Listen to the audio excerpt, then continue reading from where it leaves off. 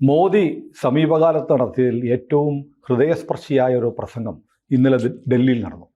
സത്യം പറഞ്ഞാൽ ഞാൻ ആ പ്രസംഗം കണ്ടില്ല കേട്ടോ. എന്നെ അല്പം മുമ്പ് നമ്മുടെ മെഡിമിക്സ് സ്ഥാപനങ്ങളുടെ സാരഥി അനൂപേട്ടൻ വിളിച്ചിട്ട് പറഞ്ഞു, ഇന്നലെ മോദിജി ദില്ലിയിൽ നടത്തിയ പ്രസംഗം ശ്രീനാരായണ ഗുരുദേവനെക്കുറിച്ച് ഇത്ര മനോഹരമായി ഇതിനു മുമ്പൊരു പ്രസംഗം ഞാൻ കേട്ടിട്ടില്ല. പലതവണ ഗുരുവചനങ്ങൾ മലയാളത്തിൽ പറഞ്ഞുകൊണ്ടാണ് നരേന്ദ്രമോദി പ്രസംഗിച്ചതെന്ന്. അപ്പം നമ്മൾ ഈ സംസാരിക്കുന്നതിന് മുമ്പ് ഞാൻ സാറിനോട് ചോദിച്ചു, അത് മനോഹരമായ പ്രസംഗമായിരുന്നു കേൾക്കുന്നല്ലോ, സാർ അത് കേട്ടോന്ന്? ഞാൻ കേട്ടു അല്ലേ? ഞാൻ കേട്ടു. എന്തായിരുന്നു ആ പ്രസംഗം? എൻ്റെ ഒരു പിഴ ഏറ്റുപറയും, ഞാനത് കേട്ടില്ല. അല്ല, അത് എന്താ പ്രസംഗം എന്ന് വെച്ച് കഴിഞ്ഞാൽ, ശ്രീനാരായണ ഗുരുവും മഹാത്മാഗാന്ധിയും കൂടി സന്ദർശിച്ചതിൻ്റെ 100-ാം വർഷം ശിവഗിരി സന്ദർശനം. ഈ മഹാത്മാഗാന്ധിക്കൊരു സംഗതി ഉണ്ടായിരുന്നത്, ഓരോ പ്രദേശത്തും അക്കാലത്തുണ്ടായിരുന്ന മഹാപ്രതിഭകൾ എല്ലാം അങ്ങോട്ട് പോയി കണ്ട് സംസാരിക്കുന്ന രീതി അദ്ദേഹത്തിനുണ്ടായിരുന്നു. അപ്പോൾ കേരളത്തിലുള്ളൊരു മഹാപ്രതിഭയാണ് ഈ ശ്രീനാരായണ ഗുരുദേവൻ എന്ന് അറിയുകയും അദ്ദേഹം ജാതിഭേദത്തിനും മതദ്വേഷത്തിനും എതിരെ പ്രവർത്തിക്കുകയും ചെയ്യുന്നുണ്ട് എന്നും അദ്ദേഹം അദ്വൈത വേദാന്തത്തിൻ്റെ ഒരു മഹാപണ്ഡിതനാണ് എന്നും അറിഞ്ഞതിൻ്റെ അടിസ്ഥാനത്തിൽ അദ്ദേഹത്തെ അങ്ങോട്ട് ചെന്ന് കാണണം. അതുപോലെ തന്നെയാണ് ഇപ്പോൾ അയ്യങ്കാളിയെ അദ്ദേഹം പോയി കണ്ടിട്ടുണ്ട്. ഗുരുവിനെ കണ്ടതുകൂടെ തന്നെ അയ്യങ്കാളിയെയും മഹാത്മാഗാന്ധി പോയി കണ്ടിട്ടുണ്ട്. അപ്പോൾ ഗാന്ധിയെ സംബന്ധിച്ചിടത്തോളം അത് ഗാന്ധിയുടെ പ്രവർത്തനത്തിൻ്റെ ഭാഗമായിരുന്നു. പക്ഷെ ഇവർ തമ്മിലുള്ള ഒരു കൂടിക്കാഴ്ച ഗാന്ധിയെയും സ്വാധീനിച്ചിട്ടുണ്ട്. എന്താ വെച്ചാൽ, ഈ ഐത്തോച്ചാടനം ഇന്ത്യൻ നാഷണൽ കോൺഗ്രസിൻ്റെ ഇന്നത്തെ അല്ല, കോൺഗ്രസിൻ്റെ പരിപാടിയായി അംഗീകരിക്കപ്പെട്ടതിൻ്റെ പിന്നിൽ തീർച്ചയായിട്ടും ഗുരുദേവൻ്റെ ഒരു പങ്ക് വളരെ വലുതാണ്.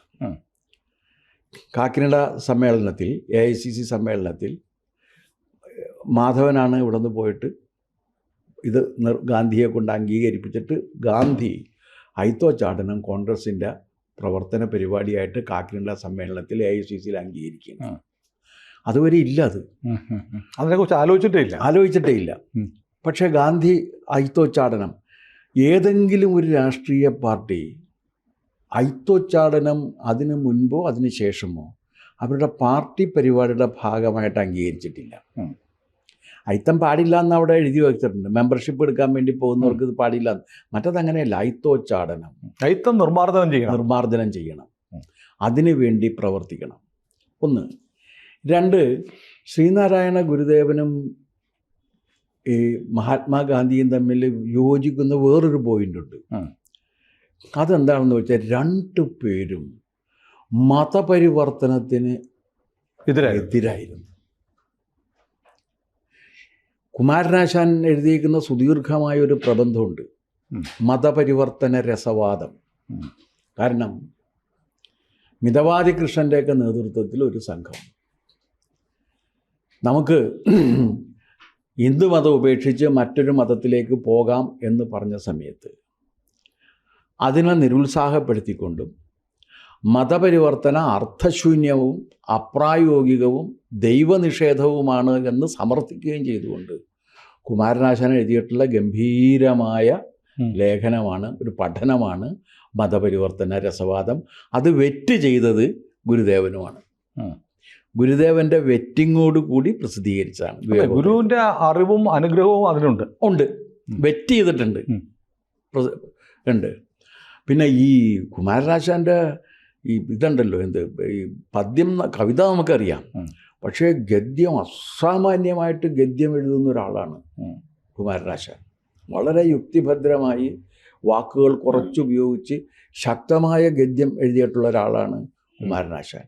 അതിൽ ഈ മതപരിവർത്തന രസവാദം സത്യത്തിൽ ഒരു ചെറിയ ബുക്ക്ലെറ്റായി അച്ചടിച്ച് ഇറക്കി പ്രചരിപ്പിക്കണം എന്നൊരു അഭിപ്രായം കൂടി എനിക്കുള്ളതാണ്.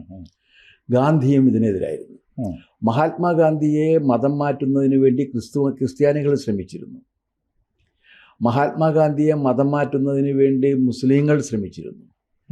പക്ഷേ മതപരിവർത്തനം കാളകൂട വിഷത്തേക്കാൾ ഹീനമാണ്, കാളകൂട വിഷത്തേക്കാൾ വീര്യമുള്ളതാണ് എന്നാണ് ഗാന്ധി പറഞ്ഞത്. It's A crime against man and God. ഗാന്ധിയുടെ വാക്കുകളാണ്. മനുഷ്യനും ദൈവത്തിനും എതിരെയുള്ള കുറ്റകൃത്യമാണ് മതപരിവർത്തനം. എന്തുകൊണ്ട്? രണ്ട് മതങ്ങൾ തമ്മിൽ താരതമ്യം ചെയ്യുകയും മതം ഒന്ന് മതം രണ്ടിനേക്കാൾ ഭേദമാണ് എന്ന് കണ്ടെത്തുകയും അതിൻ്റെ അടിസ്ഥാനത്തിൽ ഞാൻ മതം ഒന്ന് ഉപേക്ഷിച്ച് മതം രണ്ട് സ്വീകരിച്ചു എന്ന് പറയുകയും ചെയ്യുന്നതാണ് മതപരിവർത്തനം. ആണല്ലോ. ഇപ്പം നമ്മൾ രണ്ടുപേരും മതത്തെക്കുറിച്ച് ഇങ്ങനെ പറഞ്ഞു കഴിഞ്ഞാൽ നിങ്ങൾ നിങ്ങളുടെ മതമാണ് ഏറ്റവും ഉത്തമമെന്നും ഞാൻ എൻ്റെ മതമാണ് ഏറ്റവും ഉത്തമമെന്നും പറയും. സ്വാഭാവികമായതും അത് മതദ്വേഷത്തിലേക്ക് എന്ന് വിടും. അതെ, അതൊരു തർക്കമാണ്. അതാണ് ജാതിഭേദം, മതദ്വേഷം എന്ന് മാത്രമല്ല, മതം ഏതായാലും മനുഷ്യൻ നന്നായാൽ മതി എന്ന് ഗുരുദേവൻ പറഞ്ഞപ്പോൾ ഏത് മതത്തിലും മനുഷ്യന് നന്നാകാനുള്ള മാർഗമുണ്ട് എന്നാണ് അതിൻ്റെ അർത്ഥം. അതെ, ഈ മതത്തിൽ മാത്രമല്ല, എൻ്റെ മതത്തിൽ മാത്രമല്ല, ഏത് മതത്തിലും നന്നാകാനുള്ള മാർഗമുണ്ട് എന്നാണ് ഗുരുദേവൻ മതമേതായാലും മനുഷ്യൻ നന്നായാൽ മതി എന്ന് പറഞ്ഞാൽ അതിൻ്റെ അർത്ഥം മനുഷ്യന് നന്നാകാനുള്ള മാർഗങ്ങൾ എല്ലാ മതങ്ങളിലും ഉണ്ട്. ആ മതങ്ങളിൽ നിന്ന് നമുക്ക് നന്നാകാനുള്ള അംശമേ സ്വീകരിക്കാൻ പാടുള്ളൂ. അതെ. ഇപ്പോൾ വൈക്കം സത്യാഗ്രഹത്തിൻ്റെ സമയത്ത് ഇവിടെ വന്ന് ഇണ്ടംതുരുത്തി നമ്പ്യാതിരിയുമായി ഗാന്ധി നടത്തിയ ചർച്ച നമുക്കെടുക്കാവുന്നതാണ്. അപ്പോൾ പറഞ്ഞു അയിത്തം ഇതിൻ്റെ ഭാഗമാണെന്ന് പറഞ്ഞു, ഹിന്ദുമതത്തിൻ്റെ. ഗാന്ധി പറഞ്ഞു അയിത്തം ഹിന്ദുമതത്തിൻ്റെ ഭാഗമാണെന്നുണ്ടെങ്കിൽ ആ മതം ഈ അറബിക്കടലിൽ മുങ്ങിച്ചാകുന്നതാണ് അത് നിലനിൽക്കുന്നതിനേക്കാൾ ഞാൻ അഭിലഷിക്കുന്നത് എന്നാണ് പറഞ്ഞത്. പിന്നെ വേറൊന്ന് പറഞ്ഞു, ഇത് മറ്റേ വേദ ഗ്രന്ഥത്തിൽ നിന്നും യുക്തിക്കും നന്മയ്ക്കും സത്യത്തിനും നീതിക്കും നിരക്കാത്ത യാതൊന്നും സ്വീകരിക്കാൻ ഞാൻ ബാധ്യസ്ഥനെ അല്ല എന്ന് പറഞ്ഞു. അതുണ്ടെങ്കിൽ മാത്രമേ ഞാൻ സ്വീകരിക്കുള്ളൂ എന്ന് പറഞ്ഞു. അപ്പോൾ ഈ മതപരിവർത്തനത്തെയും മതദ്വേഷത്തെയും മാറ്റിക്കൊണ്ട് മതസൗഹാർദ്ദത്തിന് വേണ്ടിയും സാമുദായികമായ ഐക്യത്തിന് വേണ്ടിയുമാണ്. ഇതിനകത്ത് നമ്മളൊരു കാര്യം മനസ്സിലാക്കേണ്ടത്, ഈ ഒരു ജാതി ഒരു മതം എന്ന് പറഞ്ഞാൽ അതിനെ ഇംഗ്ലീഷിലേക്ക് തർജ്ജമ ചെയ്യുമ്പോൾ one cast, one religion, one God എന്ന് പറയും. ഞാൻ ചോദിക്കട്ടെ, ഒരു മനുഷ്യൻ എന്ന് പറഞ്ഞാൽ മലയാളത്തിൽ എന്താ അർത്ഥം? ഏതൊരു മനുഷ്യനും, ഏതൊരാളും ബഹുവചനമാണ്. അതെ, അല്ലാതെ സിംഗുലർ അല്ല. സിംഗുലർ അല്ല, അത് പ്ലൂറലാണ്. അതെ, എനി വൺ എന്നുള്ളതാണ്. അപ്പോൾ എ എന്ന് പറഞ്ഞു കഴിഞ്ഞാൽ ഇംഗ്ലീഷിലെ ഇൻഡെഫിനിറ്റ് ആർട്ടിക്കിളാണ് ഉപയോഗിക്കേണ്ടത്. എ മാൻ എന്നാണ്. A man, A God, A religion, A ജാതി. അപ്പോൾ അതെന്ന് വെച്ചാൽ എനി എന്നുള്ള അർത്ഥത്തിലാണ് ഉപയോഗിച്ചിരിക്കുന്നത്. അപ്പോൾ ഗുരുദേവൻ പറയുന്നത് a caste, any caste, any god, any religion, അതല്ല പ്രശ്നം. ഭേദവിചാരം പാടില്ല. അതെ, അത് ഇത് എന്നുള്ള ഭേദം പാടില്ല എന്ന് പറഞ്ഞിട്ടുണ്ട്. അല്ലാതെ ഡയറക്റ്റായിട്ട് പറഞ്ഞിട്ടുണ്ട്. അതും വളരെ ലളിതമായ രീതിയിൽ. അതെ, അത് ഇത് എന്നുള്ളൊരു ഭേദവിചാരം പാടില്ല എന്ന് വളരെ ലളിതമായിട്ട് പറഞ്ഞിട്ടുണ്ട്. അത് ആളുകൾ ആർക്കും മനസ്സിലാവുന്ന തരത്തിൽ പറഞ്ഞിട്ടുണ്ട്. അപ്പോൾ ആ ഭേദവിചാരം ഇല്ലാതെയാക്കുന്നതിന് വേണ്ടി പ്രവർത്തിച്ച ആളാണ് ഗുരുദേവൻ. ഭേദവിചാരം ഇല്ലാതെയാക്കാൻ വേണ്ടി പ്രവർത്തിച്ച ആളാണ് മഹാത്മാഗാന്ധി. ഇവർ രണ്ടുപേരുടെയും ഒരു കോമൺ സംഗതി, രണ്ടുപേരും അദ്വൈത വേദാന്തികളാണ് എന്നുള്ളതാണ്. അപ്പം രണ്ട് അദ്വൈത വേദാന്തികൾ ഒരുമിച്ച് കൂടി അവർ ജീവിച്ചിരുന്ന കാലത്ത് ഈ മഹാരാജ്യം അനുഭവിച്ചിരുന്ന തിന്മകൾക്കെതിരെ പോരാടാൻ എടുത്ത ഒരു തീരുമാനത്തിൻ്റെ 100ാം വർഷം കൂടിയാണ് ആഘോഷിച്ചത്. അത് ആഘോഷിക്കാൻ വേണ്ടി വന്നപ്പോൾ നമ്മുടെ ബഹുമാനായ പ്രധാനമന്ത്രി നരേന്ദ്രമോദി ഗുരുദേവൻ്റെ സാരാംശം ഉൾക്കൊണ്ടുകൊണ്ട് പ്രസംഗിച്ചു എന്നുള്ളതാണ് ആ പ്രസംഗത്തിൻ്റെ പ്രത്യേകത. അതെ, അതാണ് എന്നോട് ശ്രീ എ വി അനൂപ് എന്നോട് പറഞ്ഞത്. അല്ല, ഇപ്പം ഒരു പറഞ്ഞു രോമാഞ്ചം വന്നുപോയി. അല്ല, ഒരു പ്രധാനമന്ത്രി എന്ന നിലക്ക് അദ്ദേഹത്തിന് 100 കണക്കിനല്ല 1000 പ്രസംഗങ്ങൾ ചെയ്യേണ്ടി വരും. അത് ചെയ്യാൻ അദ്ദേഹം ബാധ്യസ്ഥനുമാണ്. പക്ഷേ അദ്ദേഹം ഇന്ന് ഇന്ത്യയിൽ ജീവിച്ചിരിക്കുന്ന പ്രഭാഷണ കലയുടെ എന്താ പറയേണ്ടത്, ഒരു രാജകുമാരൻ എന്ന് നിസ്സംശയം വിശേഷിപ്പിക്കാവുന്ന ആളാണ്. അത്ര അസാമാന്യമായ ഈ എന്താണ് മൊഴി വഴക്കം പ്രസംഗത്തിൽ സൂക്ഷിക്കുകയും മോഡുലേഷൻസ് നേരത്തെ പറഞ്ഞ രീതിയിൽ എവിടെ കൂട്ടണം എവിടെ കുറയണം എന്നൊക്കെ അറിയാവുന്ന ഒരാളാണ്. എന്ന് മാത്രവുമല്ല ഫലിതം ഉപയോഗിച്ച് പ്രസംഗിക്കാൻ കഴിയുന്ന ഒരാളാണ്. പക്ഷേ ഈ പ്രസംഗത്തിൽ, ചെറുതാണ് പ്രസംഗം, പക്ഷെ ആ പ്രസംഗത്തിൽ ശ്രീനാരായണ ഗുരുവിൻ്റെ സാരാംശം ഗ്രഹിച്ചുകൊണ്ടുള്ള ഒരു പ്രസംഗം നടത്താൻ അദ്ദേഹത്തിന് കഴിഞ്ഞു എന്നുള്ളതാണ്. അത് ഇന്നും പ്രസക്തമാണ് എന്നാണ് അദ്ദേഹം പറഞ്ഞത്. അതെ അതെ, അത് ഇന്നും പ്രസക്തമാണ്. ഈ രീതിയിൽ ഒരു രാഷ്ട്രീയ നേതാവും ഗുരുദേവനെക്കുറിച്ച് പ്രസംഗിച്ചിട്ടില്ല. ഗുരുദേവനെക്കുറിച്ച് രാഷ്ട്രീയ നേതാക്കളും സാമുദായിക നേതാക്കളും മറ്റുള്ളവരും ഒക്കെ പ്രസംഗിക്കുന്നത് എങ്ങനെയാണ്? ഗുരുദേവൻ നമ്മളെപ്പോലുള്ള ഒരാൾ, ഒരു ബൂർഷ്വാ പണ്ഡിതൻ, സോഷ്യൽ റിഫോർമർ. EMS അദ്ദേഹത്തിന് കൊടുത്തിരിക്കുന്ന വിശേഷണമാണ് ഞാനീ പറഞ്ഞത്. മനസ്സിലായി. ഒരു ബൂർഷ്വാ സന്യാസി, ബൂർഷ്വാ പണ്ഡിതൻ, സോഷ്യൽ റിഫോർമർ.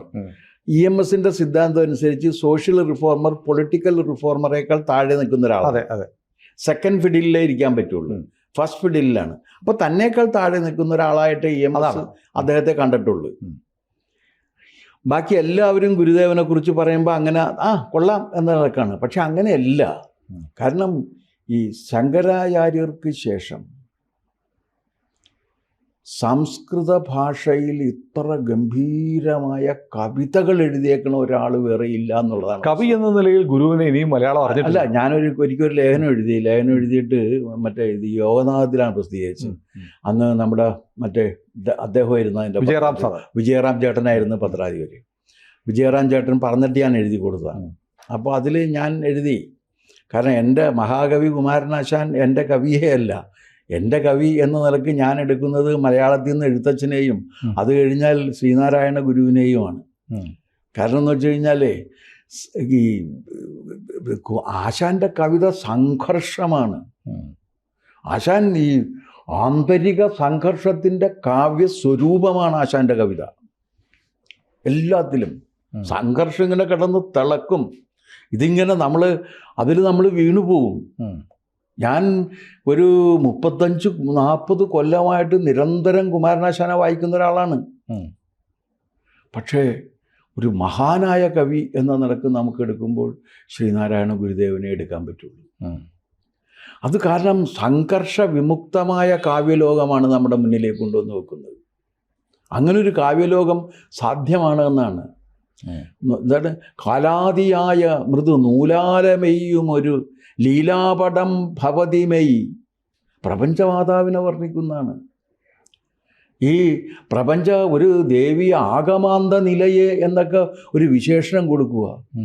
അത് മത്തേഭം എന്ന് പറയുന്ന ഒരു എന്താ പറയേണ്ടത്, ആ വൃത്തം കൈകാര്യം ചെയ്യുക എന്ന് പറഞ്ഞാൽ എളുപ്പമല്ല. ഇങ്ങനെ പെരുമ്പാമ്പ് പോലെ നീണ്ടു കിടക്കുന്നൊരു വൃത്തമാണ്. ആ വൃത്തമൊക്കെ എടുത്തിട്ട് ഗംഭീരമായിട്ട് ഇത്ര അനായാസമായ കൈയടക്കത്തോടു കൂടി എഴുതിയിട്ടുള്ള ഒരാളാണ്. എത്ര വൃത്തങ്ങളാണ് എഴുതിയിരിക്കുന്നത്, അമ്പരന്നു പോവും. പക്ഷെ എന്താണ് ഈ മലയാള കാവ്യത്തിൽ അത് ഗുരുദേവന്റെ സംഭാവനകൾ അത് ഞാൻ ചോദിക്കട്ടെ, അംഗീകരിക്കപ്പെടാത്തത്? അല്ല, വേണ്ട. ശങ്കരാചാര്യരുടെ സംഭാവനകൾ കാവ്യലോകത്ത് അംഗീകരിക്കും. ശങ്കരാചാര്യർ പണ്ടേ വെറുക്കപ്പെടേണ്ട ആളാണല്ലോ മലയാളിക്ക്. അതെ, അപ്പൊ അങ്ങനെയാണല്ലോ. അംഗീകരിക്കപ്പെട്ടിട്ടുണ്ടോ? ഇല്ലല്ലോ. മീഡിയോക്രൈറ്റിയെയാണ് മലയാളി ആഘോഷിക്കുന്നത്. മീഡിയോക്രൈറ്റി ആണെങ്കിൽ മലയാളി ആഘോഷിച്ചുകൊണ്ടിരിക്കും. അപ്പോൾ കുമാരനാശാനെ കുറിച്ച് പറയുമ്പോൾ ഒരു സെൻറ്റൻസ് ഉണ്ടാക്കിയിട്ട് ആ സെൻറ്റൻസിലാണ് കുമാരനാശാൻ എന്ന് പറയും. വിപ്ലവത്തിൻ്റെ ശുക്രനക്ഷത്രം. എന്ത് തേങ്ങയാണത്? അപ്പോൾ ഉടനെ തന്നെ വിപ്ലവത്തിൻ്റെ ശുക്രനക്ഷത്രം, എന്നിട്ട് മാറ്റുവിൻ ചട്ടങ്ങളെ അല്ലെങ്കിൽ മാറ്റും അതുകളിൽ നിങ്ങളെത്താൻ എന്ന് പറഞ്ഞു. അതാണ് കുമാരനാശാൻ. കുമാരനാശാൻ ആ കരുണയൊക്കെ നിങ്ങളത് ഡിക്ഷൻ എന്ന് പറയുന്ന സാധനം, പോയറ്റിക് ഡിക്ഷൻ, മലയാളത്തിൽ അസാമാന്യമായി നിൽക്കുന്ന പോയറ്റിക് ഡിക്ഷൻ്റെ ഉദാഹരണമാണ് കരുണ. അവസാനം എഴുതിയ കവിതയാണ്. അത് പിന്നെ ഒരു കാര്യമുണ്ട്, ഒരു വേശ്യ കൊലപാതകിയായ സ്ത്രീയെ അവതരിപ്പിക്കുമ്പോഴും മുഗ്ധ എന്താണ് വിശേഷിപ്പിക്കുന്നത്. അതെ അതെ, അത് കുറച്ച് പാടുണ്ട് അങ്ങനെ കവിത എഴുതണമെന്നുണ്ടെങ്കിൽ. അതൊരു വലിയ കാവ്യ സംസ്കാരമുള്ളവർക്കേ മുഗ്ധ എന്ന് വിശേഷിപ്പിക്കാൻ പറ്റുള്ളൂ. പക്ഷേ ഗുരുദേവൻ അങ്ങനെയല്ല. ഗുരുദേവൻ്റെ കാവ്യലോകം എന്ന് പറഞ്ഞു കഴിഞ്ഞാൽ സംഘർഷരഹിതമായി നിൽക്കുന്ന നിത്യ അനുഭൂതി നമുക്ക് പകർന്നു തരുന്ന ലോകമാണ്. അതൊന്നും നമ്മൾ അദ്ദേഹത്തെക്കുറിച്ച് നോക്കിയിട്ടില്ല. നമ്മൾ കഞ്ഞി അഞ്ചിനും ചിങ്ങത്തിലെ മറ്റേ എന്താണ് ചതയത്തിനും മീറ്റിംഗ് എല്ലാം വിളിച്ചു കൂട്ടി ഒരു പ്രകടനമൊക്കെ നടത്തി എല്ലാവരും വന്ന് ശ്രീനാരായണ ഗുരു സാമൂഹ്യ പരിഷ്കരണം നടത്തിയിരിക്കുന്നു എന്ന് പറയുമ്പോഴേക്കും ശരി, അപ്പം ഇങ്ങനെ നോക്കി ഓ ശരി, പുള്ളിയും എന്നെപ്പോലെ തന്നെ ഒരു സാമൂഹ്യ പരിഷ്കരണമായിരുന്നല്ലേ, ഞങ്ങളെല്ലാം ഒരേ ടീമാണ് എന്നോ ഞങ്ങളെല്ലാം ഒരേ ടീമാണ്. പക്ഷെ അത് ഈ ശ്രീനാരായണ ഗുരുവിൻ്റെ ഒരു വലിപ്പത്തെക്കുറിച്ച് എൻ്റെ അടുത്ത് പറഞ്ഞത് വെള്ളാപ്പള്ളി നടേശൻ ചേട്ടനാണ്. അപ്പോൾ ഞാൻ ചോദിച്ചു, ചേട്ടൻ ഈ ഇങ്ങനെ പോകുന്നിടത്തൊക്കെ ഈ ഇത് ഈഴവ ജാതിയെക്കുറിച്ച് പറയുന്നത് എങ്ങനെയാണ് എന്ന് പറഞ്ഞു. അതൊരു ശരിയാണോ എന്ന് ചോദിച്ചു. അപ്പോൾ പറഞ്ഞു, ശ്രീനാരായണ ഗുരുദേവനെ പോലുള്ള ഒരാൾക്ക് അങ്ങനെ പറയാം. അത് പറഞ്ഞ ആളുകൾ അതിനകത്ത് അനൗചിത്യം കാണില്ല, വിശ്വസിക്കും. ഞാനിങ്ങനെ പറഞ്ഞു കഴിഞ്ഞാൽ എങ്ങനെ ഉണ്ടാകും? കാരണം ആ വലിപ്പം അറിയാം. അതെ അതെ. കാരണം ശ്രീനാരായണ എവിടെ നിൽക്കുന്നു, ഞാൻ എവിടെ നിൽക്കുന്നു എന്നറിയാം. എൻ്റെ ദൗത്യം എന്ന് പറഞ്ഞാൽ ഈഴവ സമുദായത്തിൻ്റെ ഭൗതികമായ ജീവിത സാഹചര്യങ്ങൾ ഉയർത്തുക, അതിനു വേണ്ടി പ്രവർത്തിക്കുക എന്നുള്ളതാണ്. അതാണ്, മറ്റത് എനിക്കറിയില്ല. ആ ഒരു വിനയം സമ്മതിക്കേണ്ടതാണ്. അതെ അതെ. ബാക്കിയുള്ളവരൊക്കെ പറയണ ഗുരു ഗുരു കൊള്ളാം, എന്നെപ്പോലെയൊക്കെ തന്നെയാണെന്ന് ഉള്ള നിലക്കാണ്. മറ്റതങ്ങനെയല്ല.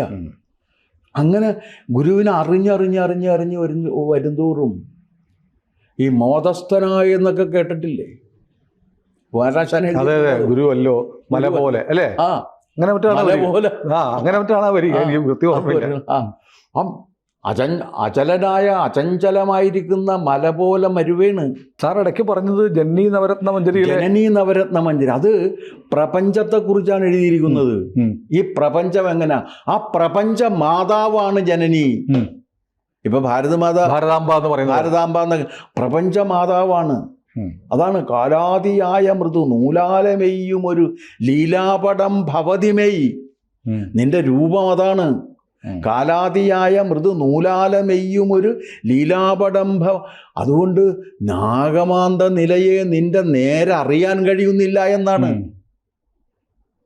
നിന്റെ നേരെ അറിയുന്നതിന് വേണ്ടി ഞാൻ ശ്രമിച്ചുകൊണ്ടിരിക്കുകയാണ്. പക്ഷേ ഈ ബാഹ്യപ്രപഞ്ചത്തിൻ്റെ നൂലാമാലകളിൽപ്പെട്ട് എനിക്കതിലേക്ക് എത്താൻ കഴിയാൻ പ്രയാസം വേണ്ടി വരുന്നു എന്നാണ്. ഗുരുവിൻ്റെ കവിതകൾ വായിച്ചു വരുമ്പോൾ നമ്മൾ തന്നെ ആവേശഭരിതനായി പോകും. പക്ഷെ ആ ഗുരുവിന് നമ്മളൊന്നും ചെയ്തിട്ടില്ല. പിന്നെ വേറൊരു കാര്യമുണ്ടല്ലോ, പറയൂ സർ. ഇവിടെ ഈ സംസ്കൃത സാഹിത്യമൊക്കെ പഠിപ്പിക്കുന്നവരുണ്ടല്ലോ സർവകലാശാലകളിൽ, ഒരുപാട് പേരുണ്ടല്ലോ. അവരെന്തുകൊണ്ടാണ് ഗുരുവിൻ്റെ സംസ്കൃത കൃതികളിൽ ഒന്നുപോലും പഠിപ്പിക്കാത്തത്? കാളിദാസനെ പഠിപ്പിച്ചോട്ടെ, എനിക്കതിൽ വിരോധമില്ല, കാളിദാസനെ പഠിപ്പിക്കണം. പക്ഷേ കേരളത്തിൽ നിന്ന് ശങ്കരാചാര്യരെയും ഗുരുദേവൻ്റെയൊക്കെ കാവ്യപാരമ്പര്യം കൂടി നമ്മൾ ഉൾപ്പെടുത്തി പഠിപ്പിക്കേണ്ടതല്ലേ? നമ്മൾ വേടൻ്റെ കാവ്യം യൂണിവേഴ്സിറ്റിയിൽ ഉൾപ്പെടുത്തിയിട്ടുണ്ട്. അല്ല, എന്തൊരു കഷ്ടമാണ്. ഈ സംസ്കൃതം പഠിപ്പിക്കുന്നുണ്ടല്ലോ, ഒരു സംസ്കൃത സാഹിത്യം, സംസ്കൃത ന്യായം, ഇങ്ങനെ ഒരുപാട് സംസ്കൃതം, വേദാന്തം, ഇതൊക്കെ ഉണ്ടല്ലോ. വേദാന്തത്തിലും ഗുരുവിനെ പഠിപ്പിക്കാവുന്നതാണ്.